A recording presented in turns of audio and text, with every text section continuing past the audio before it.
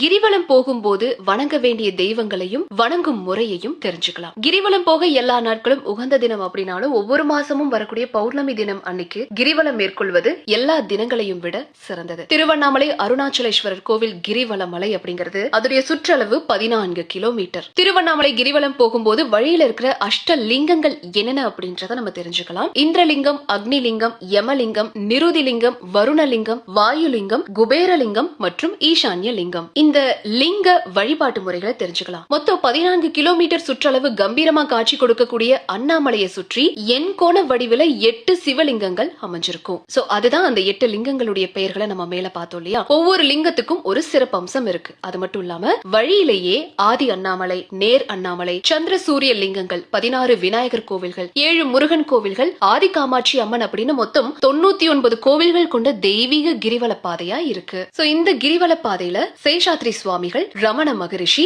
யோகி ராம் சுரத்குமார் இவங்களுடைய ஆசிரமங்களும் இருக்கு. அங்க பக்தர்கள் அவங்களுடைய தேவைக்கு ஏற்ப முன்பதிவு செஞ்சுக்கிட்டு அறைகள் எடுத்து ஸ்டே பண்ணிக்கலாம். நிறைமாத கர்ப்பிணி ஒவ்வொரு அடி எடுத்து வைக்கும் போது தன்னோட வயித்துல இருக்கிற குழந்தைய மட்டும் நினைச்சுக்கிட்டு எப்படி போவாளோ அதே போல கிரிவலம் போகும்போது நம்ம சிவபெருமான மட்டும் நினைச்சுக்கிட்டு அவருடைய திருப்பெயரை உச்சரிச்சுக்கிட்டு பக்தியோட நடந்து போகணும். அப்படி கிரிவலம் போகும்போது எறும்பு புற்றுகளுக்கு அன்னமிட்டாலோ அல்லது இனிப்பு வாங்கி போட்டாலோ பெரும் புண்ணியம் வந்து சேரும். எத்தனை ஆயிரம் எறும்புகள் உண்ணுதோ அத்தனை ஆயிரம் உயிர்களுக்கு உணவிட்ட புண்ணியம் கிடைக்கும். சோ அந்த கிரிவலத்தை ஸ்டார்ட் பண்றதுக்கு முன்னாடி அண்ணாமலையார் கோவிலுக்கு அருகாமையில் இருக்கிற பூத நாராயணரை தரிசிச்சு அவருடைய அனுமதியை பெறணும். பூத நாராயணர் தான் திருவண்ணாமலையுடைய காவல் தெய்வம். அவரை வணங்கி பின்னாடி வழியில இருக்க இரட்டை பிள்ளையார வணங்கணும். அதுக்கப்புறமா ஆலயத்துக்கு போய் அண்ணாமலையாரையும் உண்ணாமுலை அம்மையாரையும் நாம தரிசனம் பண்ணணும். அதுக்கப்புறமா தான் கோவில் ராஜகோபுரத்தை வணங்கி மலையை வலம் வர ஆரம்பிக்கணும். இப்படிதான் கிரிவலத்தை நீங்க ஆரம்பிக்கணும்.